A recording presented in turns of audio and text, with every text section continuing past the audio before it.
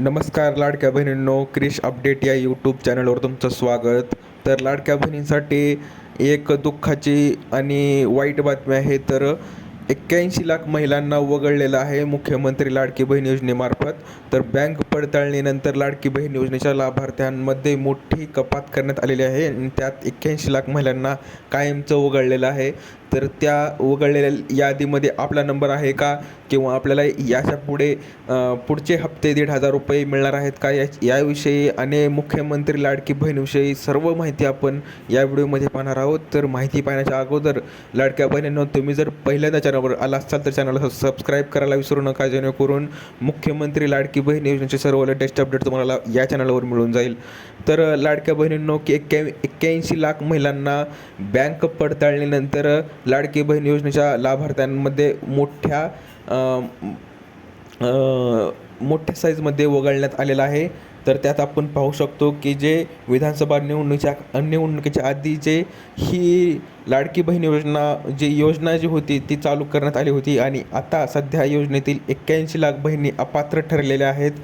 KYC मोहिमेनंतर या योजनेत 1,66,00,000 महिला अनुदानासाठी पात्र ठरल्या आहेत. आणि विधानसभा निवडणुकीपूर्वी जाहीर करण्यात आलेल्या मुख्यमंत्री लाडकी बहीण योजनेत सादर केलेल्या सरसकट सर्वांना दरमहा 1,500 रुपयांचे अनुदान मंजूर करण्यात आले होते.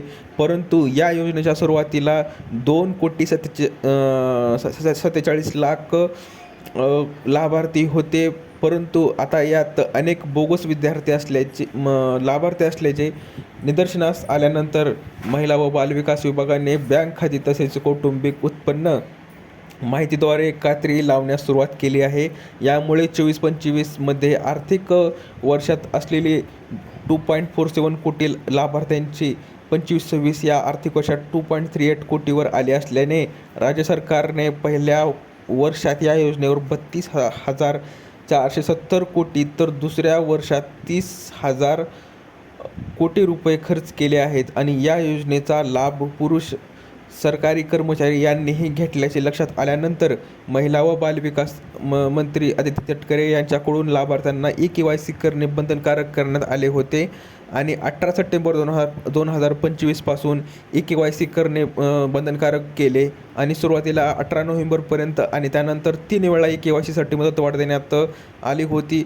एप्रिल अखेर मुदत देण्यात आल्यानंतर या योजनेत 1,66,00,000 लाभार्थी महिला पात्र ठरले आहेत आणि त्यांच्या खात्यात मार्च आणि एप्रिलचा हप्ता जमा करण्यात आला आहे. आता पुढे पाहूया की 65 वर्षावरील 10,000 महिला दर महिन्याला बाद होत आहेत. तर आपण पाहूया की महिला लाभार्थ्यांमध्ये 21 ते 65 वयोगटातील महिलांचा समावेश आहे. आणि ज्या महिलांना वय 65 वर्ष पूर्ण होते अशा सुमारे 10,000 ते 12,000 महिला आपोआपच या योजनेतून बाद वगळण्यात आलेल्या आहेत.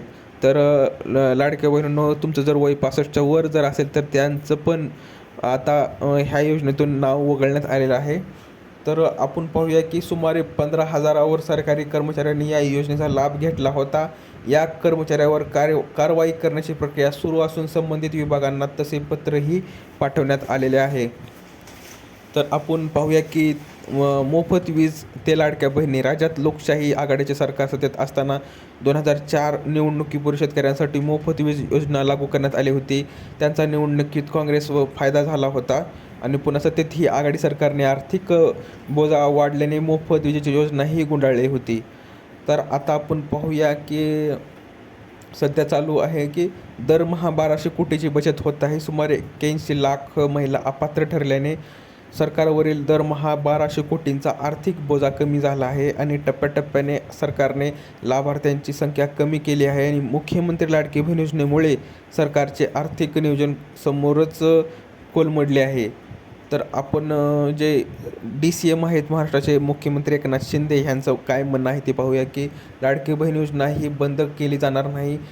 याबाबत गैरसमज पसरवण्यात प्रयत्न काही जण करत आहेत असं त्यांचं म्हणणं आहे.